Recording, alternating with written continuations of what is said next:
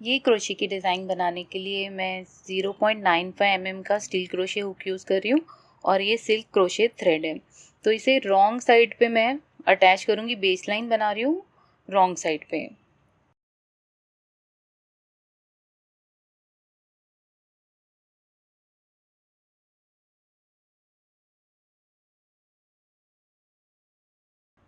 Thread को attach करेंगे as पे और 2 चेन्स और थोड़े से डिस्टेंस पे सिंगल क्रोशे। तो इसी तरह मैं बेस लाइन बनाऊंगी चेन टू सिंगल क्रोशे से।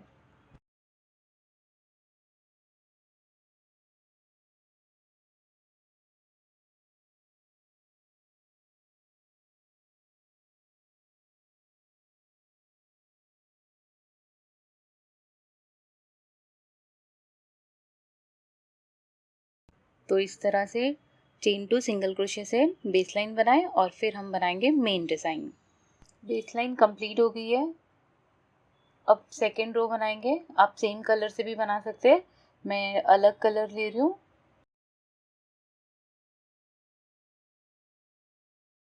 ये जो फर्स्ट पेज है यहाँ पर मैं थ्रेड को अटैच करूँगी, स्लिप नॉट बनाते हुए अटैच करेंगे इस तरह से। ये अटैच हो गया है। इसके बाद चेन 1 बनाएंगे और डबल क्रोशे बनाएंगे एक स्पेस को स्किप करके। तो ये स्पेस को मैं स्किप कर रही हूँ, नेक्स्ट स्पेस में डबल क्रोशे बनाएंगे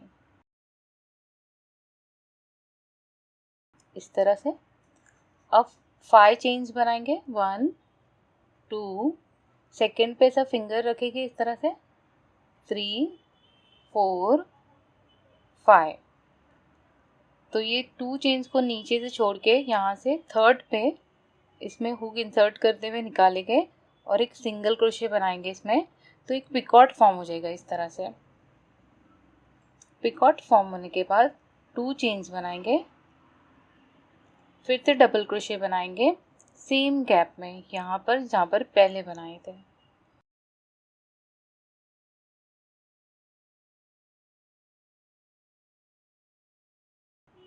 इस तरह से चेन 1 बनाएंगे,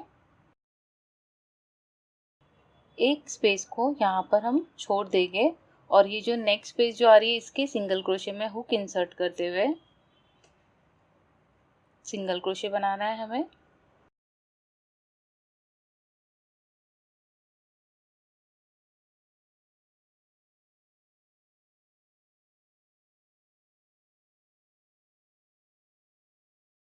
चेन 1 बनाएंगे, एक स्पेस को स्किप करेंगे, ये जो नेक्स्ट स्पेस है, और इसके नेक्स्ट में डबल क्रोशे।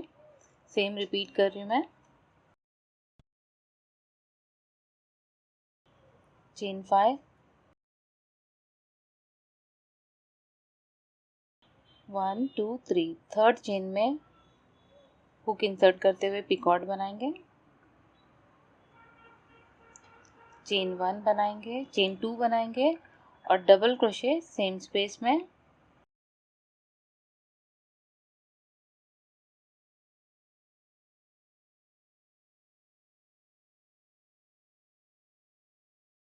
चेन 1 बनाएंगे, एक स्पेस को स्किप करेंगे और सिंगल क्रोशे पहले वाले सिंगल क्रोशे में और ये इसे अटैच करेंगे।